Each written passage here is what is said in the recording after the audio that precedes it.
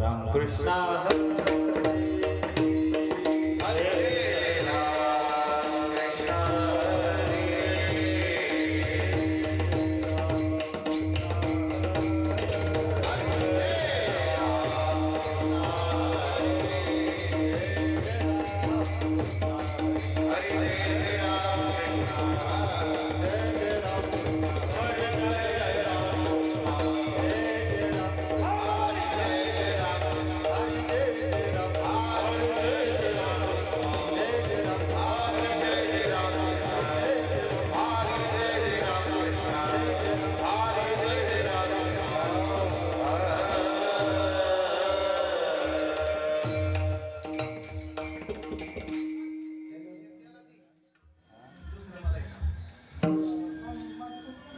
Hello hello hello hello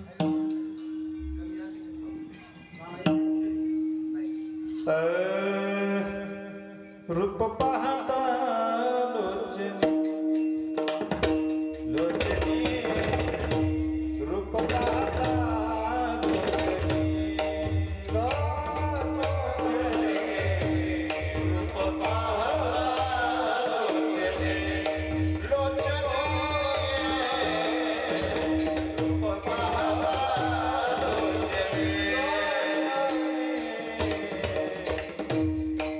पाहता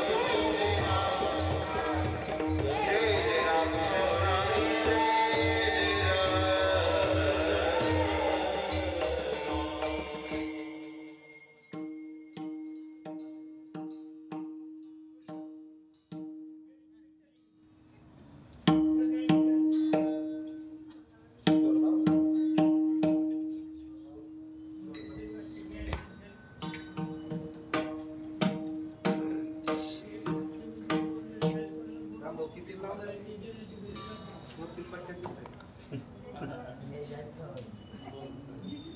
काळी 2 दिवसाची पांढरी 3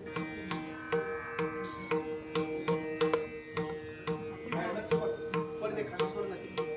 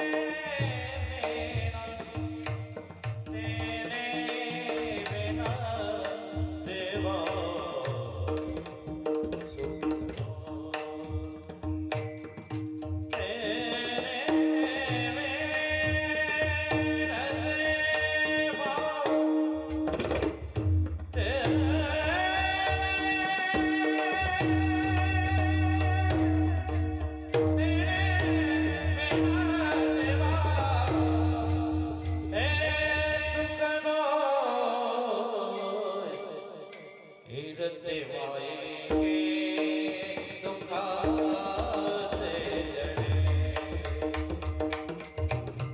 जड़े फिरते आएंगे दुखाते जड़े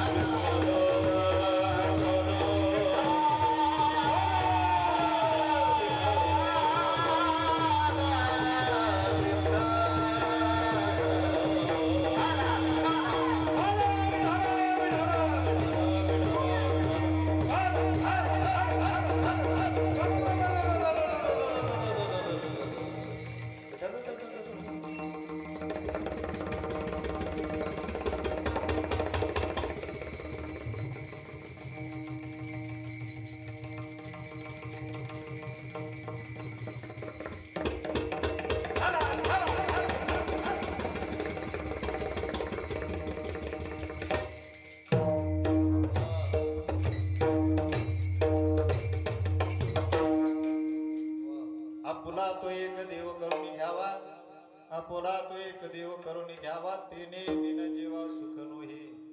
इरती माईक दुःखाचे जनते नाही आदी अंत्य अवसान, अविनाश करी अपुरी ऐसे लावी मना पिशे गोविंदाचे. इरती माईक दुःखाचे जनते नाही आदी अंत्य अवसान. तुका म्हणे एका मरणाची सरे उत्तम चिवरे कीर्ती माझी. इरती माईक दुःखाचे जनती नाही आदी अंती अवसान. पांडुरंगा करू प्रथम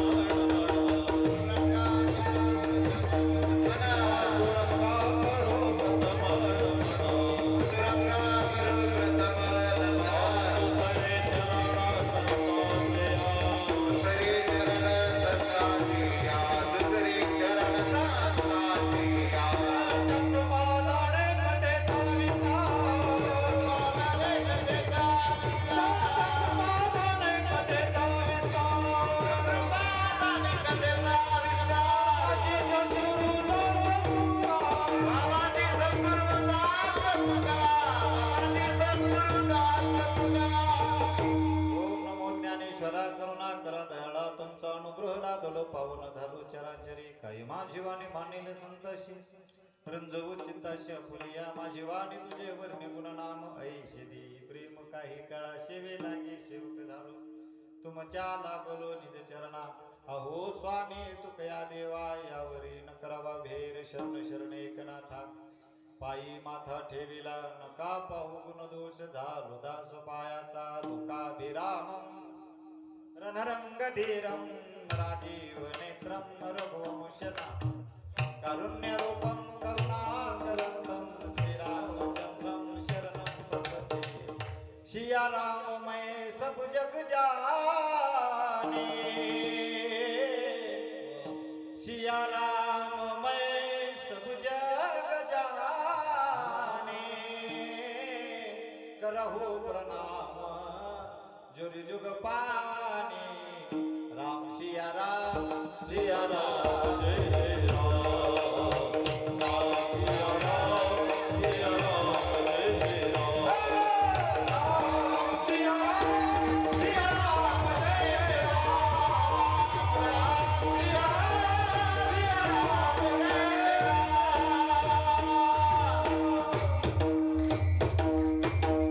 यौ प्रविष्टं भवाचमिमां प्रसुप्तं संजीवयत् खिल शक्ति सरस्वता. अन्यो सहस्त्र चरण श्रवण वगादीन प्राणान नमो भगवते पुरुषाय तुभ्यं. प्रस्तुत प्राप्त प्रसंगी कीर्तन रूपी सेवे करता निवडला अभंग संत श्रेष्ठ वैराग्याचे मूर्तिमंत पुतळे असणारे या याच्यावत जीवाचा संसार सुखाचा व्हावा यासाठी अहोरात्र प्रयत्न करणारे देवमान्य लोकमान्य संत मान्य संत जगद्गुरु तुकोबारा देहू निवासी जगद्गुरु तुकोबारा यांचा चार चरणाचा उपदेश प्रकरणातील सेवेकरता निवडलेला अभंग. अभंगातील प्रतिपाद्य विषय असा आहे. आता प्रतिपाद्य आणि प्रतिपादक म्हणल्यावर नाही जमायचं ते, पण सरळ सरळ भावार्थ असा आहे. सरळ सरळ भावार्थ असा आहे. जगद्गुरु तुकोबार म्हणतात बाबा हो याच्यावत जीवाची जी धावे ती सुखाकडे. प्रत्येक व्यक्ती जो पळायला तो सुखासाठी पळायला. मग तुम्हाला सुख पाहिजे ना तुम्ही इतरत्र पळू नका. तुम्ही माझा ऐका. आपुला तो एक देव करून घ्यावा. तुम्हाला जर सुख पाहिजे असेल तर तुम्ही काय करा देवाला आपलंसं करा. देवा व्यतिरिक्त तेने विन जीवा सुख नोहे. आणि बाबा हो देवा व्यतिरिक्त जे काही तुम्ही करणार आहे ते खोट आहे. माईक या शब्दाचा अर्थ आहे माईक या शब्दाचा अर्थ आहे तिने कालात दिसत असलं तरी खोट आहे. येरती माईक दुःखाची जनती नाही आदी अंती अवसान. कारण देवा व्यतिरिक्त तुम्ही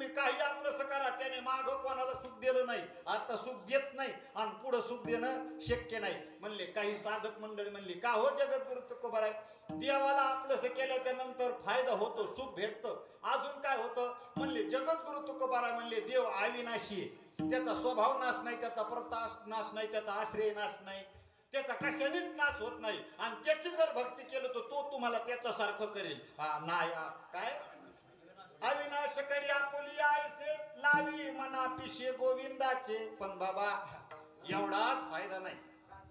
जर त्या भगवंताला आपण आपलंसं केलं, जर त्या भगवंताला आपलंसं केलं, त्या भगवंताला अपरोक्षत्वाने जर आपलंसं केलं, तर आपलं जन्म मरणाची येरझार खंडून जाते.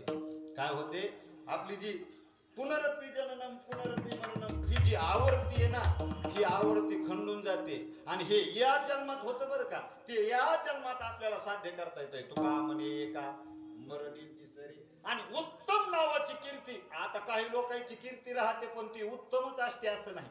मग तुम्ही जर देवाला आपलंसं केलं तर मरण खंडणार आणि तुमची उत्तम नावाची अशी कीर्ती मागं राहणार. आणि जर तुम्ही देवाला आपलंसं नाही केलं तर इरती माईक दुःखाची जनती नाही आधी अंती अवसान. हा झाला अभंगाचा सरळ सरळ भावार्थ. आता ज्यांचे जीवन फुल झाले, त्यांनी खुशाल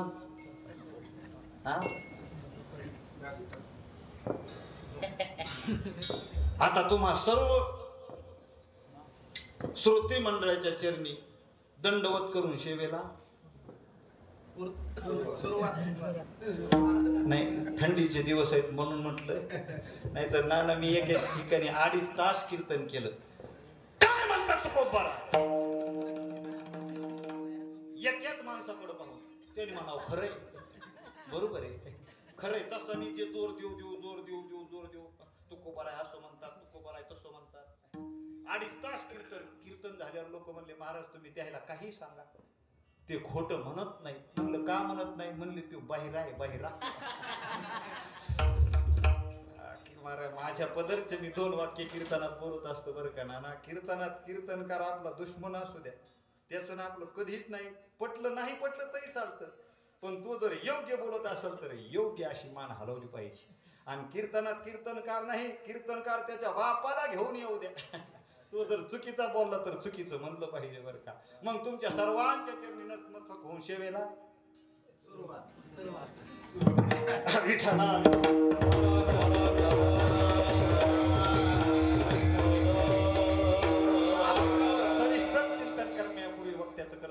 कशाच्या निमित्ताने कार्यक्रम आपल्याला सगळ्याला ज्ञान ते भगवंताच्या कृपेने, साधू संतांच्या आशीर्वादाने, हरिभक्त पारायण भगवान बाबा आनंद कडकर यांच्या कृपा आशीर्वादाने, तसेच समस्त लाड गवळी समाज यांच्या सहकार्याने आणि हरिभक्त पारायण माझ्या गुरुस्थानी असणारे आमचे आपल्या सर्वांचे आवडते लाडके पांडुरंगजी नाना आनंदे यांच्या कुशल मार्गदर्शनाने चालत असलेला अखंड हरिनाम सप्ताह, ग्रंथराज ज्ञानेश्वरी पारायण सोहळा, श्रीमद भागवत कथा ज्ञान यज्ञ सोहळा, कीर्तन महोत्सव. आणि या कीर्तन महोत्सवातली 3ऱ्या दिवसाची कीर्तन रूपी सेवा नानाने फोन केला.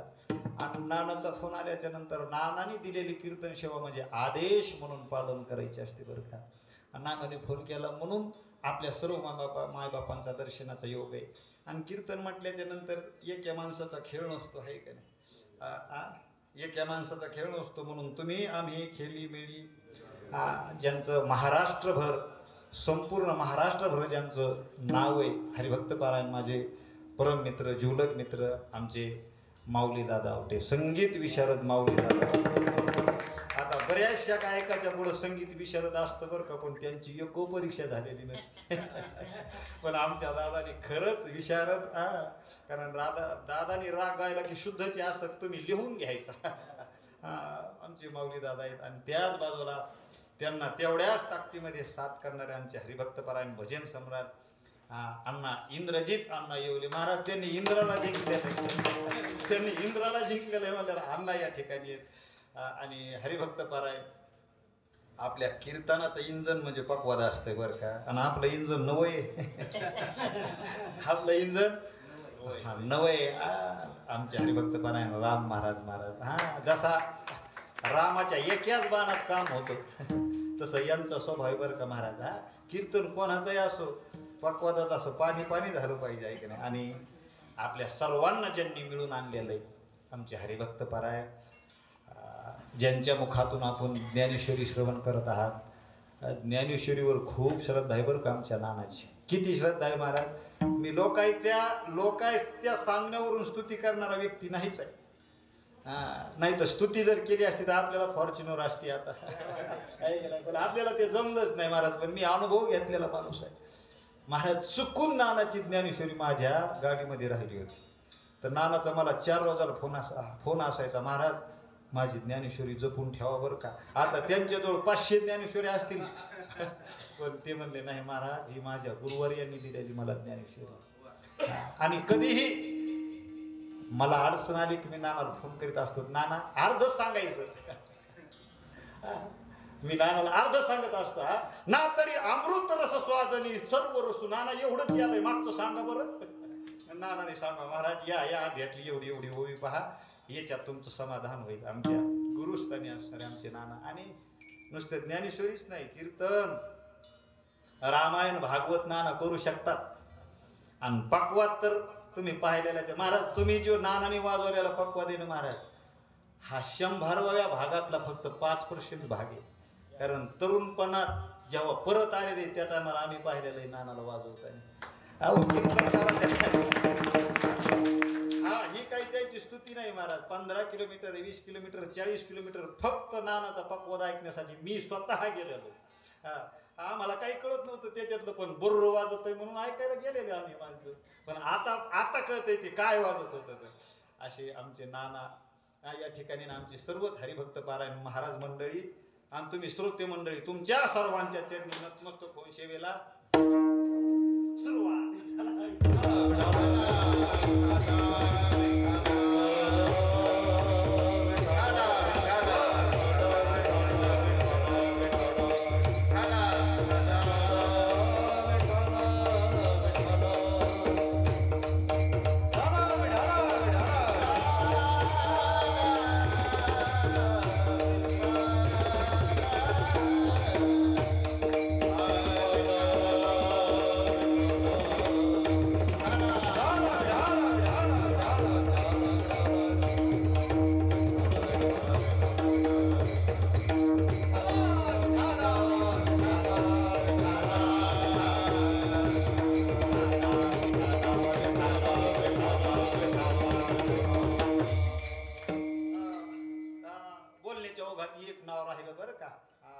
ज्यांचं कीर्तन आपण कालचं कीर्तन ज्यांचं सुंदर असं सुश्राव्य असं कीर्तन झालं, आमच्या भक्ती दिदी आनंदी त्याही या ठिकाणी उपस्थित आहेत. आणि तुम्ही सर्वच मंडळी सुंदर अशी भागवत कथा आपण ऐकत आहात. भाग्यवान मंडळी बरं का तुम्ही भागवत कथा ऐकत आहात. मला वाटतं आज विदुरजीचं चरित्र वगैरे ऐकलं असेल तुम्ही, आहे की नाही. सबसे ऊची प्रेम सगाई. कारण भागवत कथा ही कोण्याही व्यक्तीला ऐकता येत नाही असं शास्त्राचं मत आहे. असं माझं नाही, असं भागवताचं मत आहे. भागवत सांगतंय की शास्त्राचा सिद्धांत आहे, रामायण असेल, भागवत असेल, ज्ञानेश्वरी पारायण असेल किंवा कीर्तन असेल, याला सत्संग म्हटलं जातं. आणि सत्संग हा पुण्याशिवाय लाभत नाही असं भागवतामधला पुरावा देतो. जगद्गुरु तुकोबारायचाही पुरावा देतो. भागवतामध्ये पुरावा आलाय, पहिल्याच महात्म्यामध्येच आलाय. भाग्य उदयन बहुजन्म समर्जितेन सत्संगम चलबते पुरुष यदायवे अज्ञान हेत कृतमोह मधांधकारम नाशम विदायत तोदयते विवेकः. अरे जोपर्यंत माणसाचं अनेक जन्माचं पुण्य एकत्रित येत नाही ना, तोपर्यंत माणसाला भागवत कथा ऐकता येत नाही. तुमचं 1 नाही, 2 नाही, 10 नाही, 100 नाही, अनेक जन्माचं पुण्य एकत्रित आलं म्हणून तुम्ही भागवताला आला. कारण सत्संग पुण्याशिवाय नाही. जगद्गुरु तुकोबारा म्हणतात, पुण्य फळले बहुता दिसा भाग्य उदयाचा ठसा. बरोबर आहे. अरे संतांच्या सानिध्यात आम्हाला येता आलं, आम्हाला सत्संग ऐकण्यात आला का आमचं अनेक जन्माचं पुण्य एकत्रित आलं. अरे भागवत कथा किती श्रेष्ठ आहे हे तर महाराजांनी तुम्हाला सांगितलं असेल, पण ऐकणारे किती श्रेष्ठ आहे सांगतो पुढे चलतो ना. जगद्गुरु तुकोबाराय म्हणले, ज्या व्यक्तीने भागवत कथा ऐकली त्या व्यक्तीची जर मला भेट झाली आणि थोडीफार माझ्या जीवनात जर मला त्याची सेवा घडली तर तरी माझ्या दैवा पार नाही, तरी माझ्या दैवा पार नाही, तरी माझ्या दैवा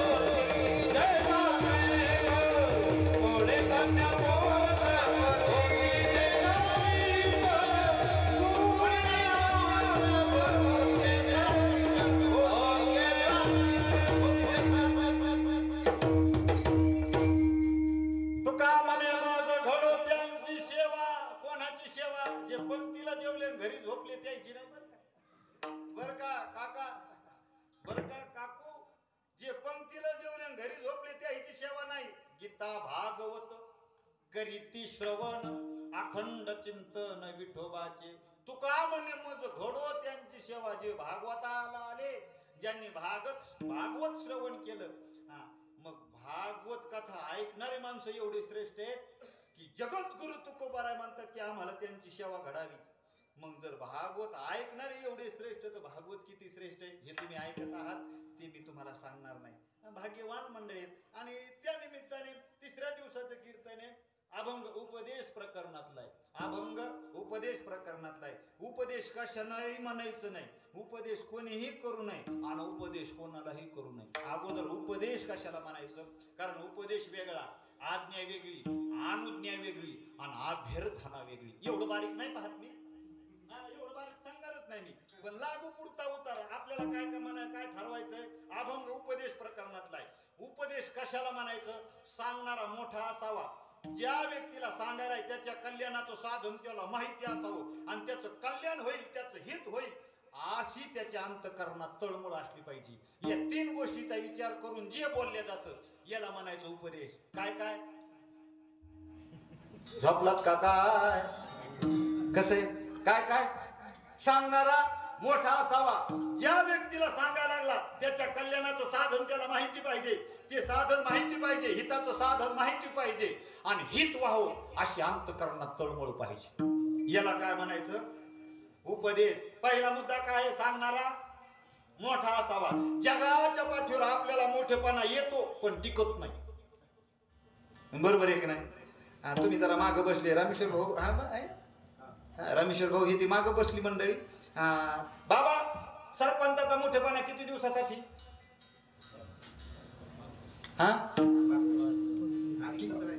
चांगलं काम केलं 10 वर्षासाठी, पण पुन्हा पलटी. आमदाराचा मोठेपणा, पंतप्रधानाचा मोठेपणा कायम राहत नाही. जरा अजून सोपं सांगू का, तुमच्या गवळी मोहल्ल्यामध्ये मुलाचे लग्न होतात का? नाही, आमच्या गावात 75 मुलं तसेच आहेत. कैलास के निवासी नमो बार बार हो निरंजन लय बेजारी महाराज आता आहे का. ज्यांचे झाले ते बसलेत बरं का आता याच्यात मापामध्ये. ज्यांनी नाही, ज्यांना नाही झाले ना त्यांनी अंदाज घ्या नाही तर मग भगवी लुंगी. त्र्यंबकेश्वर जवळ आहे आपल्याला, मस्त मोठ करा, याच्या नादी लागू नका रे बाप्पा हो. लग्न होतात का नाही आपल्याकडे मुलाचे, मला मोठेपणा सांगायचं आहे बरं का. एका मुलाचं जर लग्न ठरलं तर सर्व गाव किंवा त्याची मित्रमंडळ किंवा घरची मंडळी काय म्हणतात त्याला, काय म्हणतात, नवरदेव. हा काय म्हणतात, नवरदेव म्हणतात की नाही. पहा, सामान्य मुलगा एरवी त्याला कोणीच विचारित नाही, तो रस्त्याने चालला तर त्याला चहा पण कोणी पाजित नाही, पण लग्न ठरल्यावर त्याला देव म्हणते. कोणता, नवरदेव. पहा ना तुम्ही, आता तुम्ही जरा सिटी मध्ये राहता, पण खेड्यातलं पहा तुम्ही उदाहरण. पूर्वी नवरदेवासोबत 2-3 माणसं असायची. हा ते काय म्हणतात त्याला तुमच्याकडे, सोकाणे. हा मजा असते त्याची, आहे गेलं. एरवी त्याला कोणीच विचारित नाही, पण आता नवरदेवाला बाथरूम झालंय. पण खेड्यातला नवरदेव असल्यावर तो डबा घेऊन कावा नदीलाच होता, पण डबा धरायला एक जण असायचा का नाही त्याचा, खिशामधल्या पुड्या काढायला एक जण, कमराचा बेल्ट काढायला एक जण. किती मजा त्याची.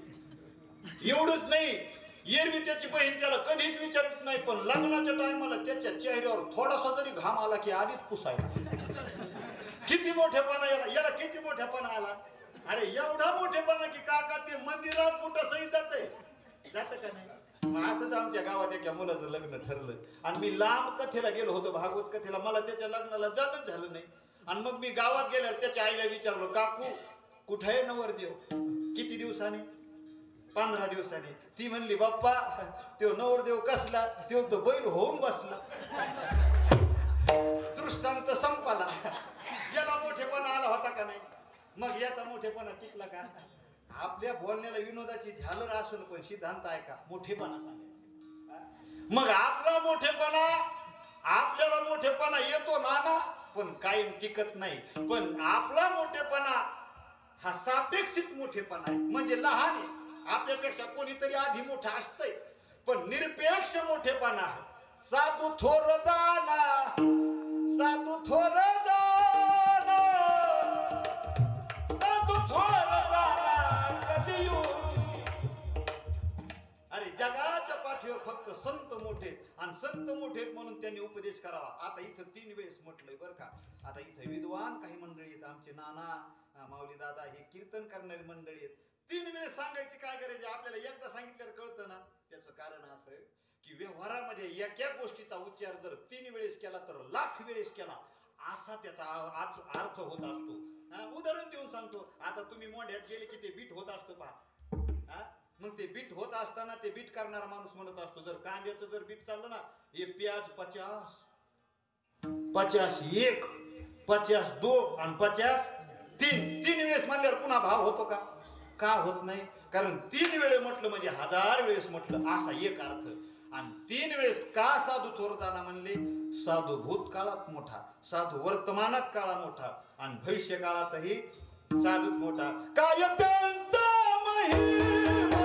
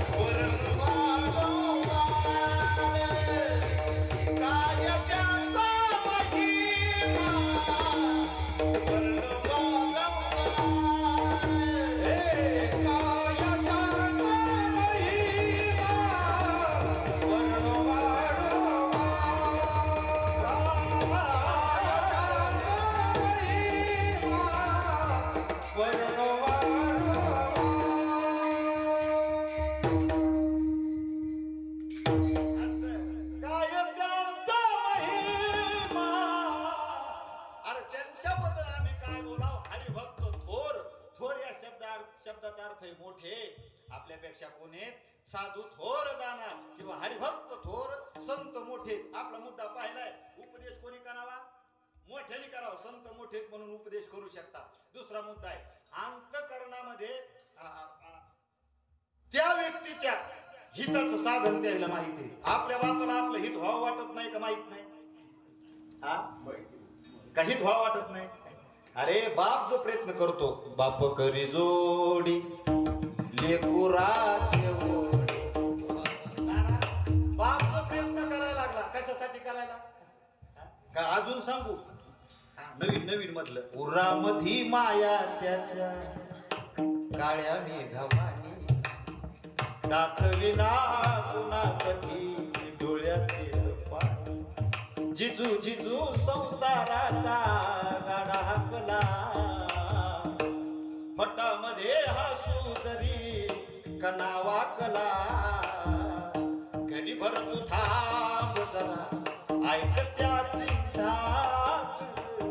लई अवघड आहे गड्या उमगाया बाप रो. बाप जो प्रयत्न करतो, बापाला काय वाटतंय? मुलाचं हित व्हा वाटतं, पण माहितीये का? बापाला वाटतं याचं लग्न करून दिल्यावर हित होईल. पण होतं का लग्न? लग्न केल्यावर हित होतं का माणसाचं? अरे लग्नाच्या अगोदर कुठेही कोण्याही मंदिरात झोपला तरी जमत होतं. लग्न झाल्यावर तर मेल पाळला, कोळ पाठवण बेल तवेल ते लय पाळलं. एक या बापानी घरची मोरंडी विकली बरं का. मोरंडी कळतील तुम्हाला? जमीन विकली, घरची जमीन विकली, काळीची जमीन 2 एकर. आणि मुलगा पुण्याला शिकायला टाकला. आणि माझं त्या घरच्याची जरा चांगलं होतं. मग मी पुण्याला कीर्तनाला गेल्यावर त्या पोराचं नाव बाळू होतं, इथला सोडून. इथला नाही ना बाळू कोणी. नाही तर एक कीर्तनात मी सांगलं बाळू बाळू पुढं बसल्या ना, पुन्हा पाकिटाचा यजमान होता. मग आता तो तोटच बांधतो. हो ना, उगा त्या बाळूला राग याचा. ते मी म्हटलं बाळू, तुझ्या वडिलांनी घरची मोरंडी फुकली 2 एकर आणि तुला शिकायला टाकलं. तुझं हित झालं का? तू म्हणला महाराज फक्त एक परीक्षा पास व्हायची. एक परीक्षा पास झालो ना आपलं कल्याण. योगाने ते परीक्षा पास झाला, कीर्तनात होत असतो. ते पास झाला. पास झाल्याच्या नंतर पुन्हा 6 महिन्यांनी भेटायला गेलो मी. बाळू कस काय? ते म्हणला महाराज परीक्षा पास झालो, पण एकदा का कुठं तरी चिटकलो का? चिटकलो म्हणजे लक्षात आलं तुमच्या काय? म्हणजे आमच्याकडे माणसं मेल्यावर जाळतात बरं का, तुमच्याकडे जीव गेल्यावर जाळीत असते. म्हणजे सारखंच आपण चिटकलो म्हणजे काय? कुठं तरी नोकरीला लागलो का? महाराज माझा याला टक्केवारी चांगली होती पडलेली. ए बाळ्या बस ना, ए बस ना. महाराज हे आता चॅनल बदलणारी गॅंग आहे महाराज. कुठं होतो आपण? म्हणा ना मंदिरात. नोकरीला महाराज चांगले मार्क पडलेले होते, ते नोकरीला लागला. आणि पुन्हा 6 महिन्यांनी मी भेटायला गेलो. म्हणलो बाळू आता कसं काय? ते म्हणला महाराज नोकरीला लागलो हो, पण काय करावं, 8 तास ड्युटी. सकाळी मीच उठतो, कुकर मीच घासतो, तांदूळ मीच भिजवतो, मिरच्या मीच कापतो, मीच खिचडी टाकतो आणि मीच खातो. हे कुकर मध्ये टाकणारे तांदूळ एकदा का डोक्यावरून पडले, आनंदुरे आजी आनंदुरे. आलं लक्षात तुमच्या? म्हणजे 2चे 4. आता ह्यो लागलेला होता आता नोकरीला. आमच्यासारख्या एका महाराजांनी त्याची सोय करून दिली आणि लग्न झालं. आणि मग बाबा मी 6 महिन्यांनी भेटायला गेलो. म्हणलो बाळू आता कसं आहे? तो म्हणला पहिलंच बरं होतं राव. म्हणलो कस काय? ते म्हणला महाराज 1.5 किलो तांदूळ मला हप्ताभर जात होते. आता हिचा पावडरचा खर्च, ही 15 दिवसाला केस कापायला चालली. म्हणला काय जुळतच नाही म्हणला. मग पूर्वी मी पुण्याला गेल्यावर त्याचं असं कपाट उघडलं ना की फॉग, व्हाईट स्टोन, इटर्नल, अजून सांगा ना 1-2 शेणची नाव सांगा ना. बॉडी स्प्रे पडायचे असे बद बद बद, अशा खाली बाटल्या पडायच्या. यावेळेस मी कपाट उघडलं तर काका रिकामच. मी म्हणलं बाळू बाटली नाही का? त्यो म्हणलं फक्त एक आहे. म्हणलं कुठे? त्यो म्हणलं गादीच्या उशी खाली झेंडू बाम खस खस लावायचा खुश या.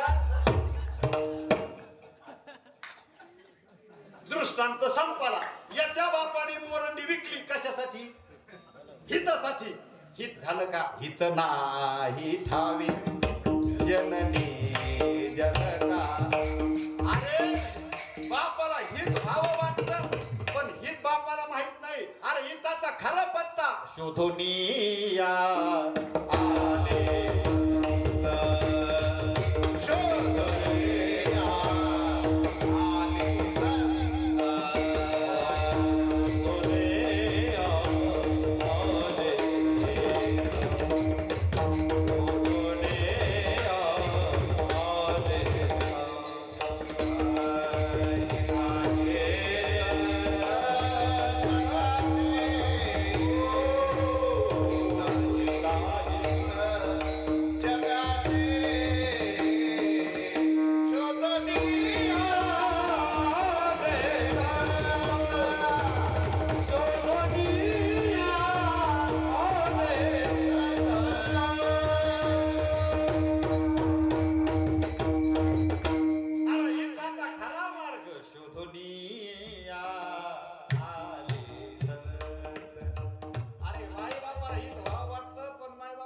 माहिती नाही. खरा हिताचा पत्ता संताला माहिती आहे बर का.